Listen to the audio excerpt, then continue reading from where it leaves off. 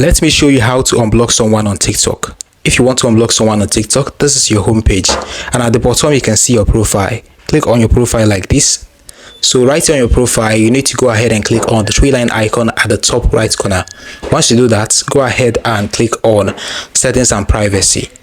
So right here, you just need to scroll and click on where you can see blocked accounts. You can see that right here below visibility. So when you click on block accounts like this, you're going to be able to see all the accounts that you've blocked so far on TikTok. So you can actually unblock any of them by clicking on unblock. So let's say you want to unblock this person. You can simply go ahead and unblock the person by clicking on unblock. You can actually click on block again in order to block this person.